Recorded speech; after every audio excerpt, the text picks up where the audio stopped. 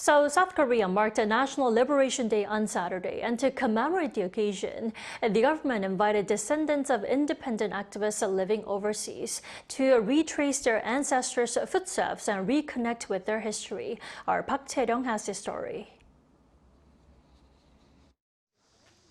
21 descendants of Korean independence activists begin their journey in Seoul to pay tribute to their ancestors.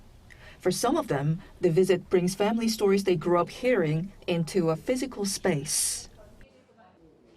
Around a century ago, the ancestors fought for Korea's freedom.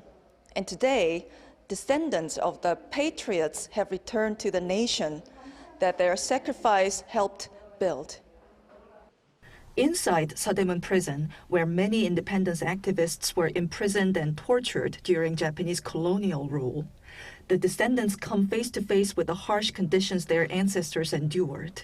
Some who lost their great-grandfather in this prison share their thoughts.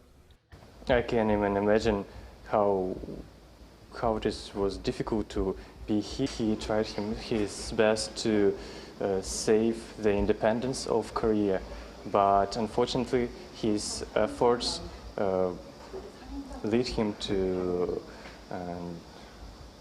death because the South Korean government invites descendants living overseas to visit memorial sites across the country as a way of honoring the patriots who risked their lives for Korea's independence. The program began in 1995, marking the 50th anniversary of Korea's liberation.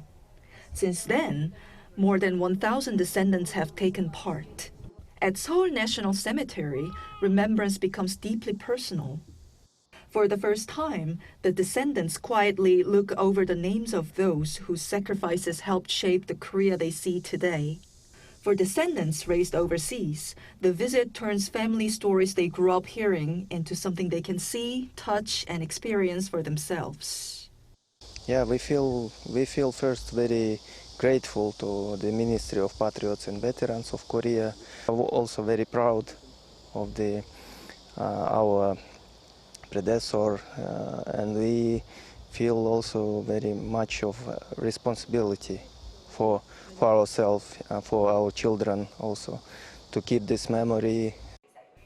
The visit is not only about remembering individuals' sacrifice.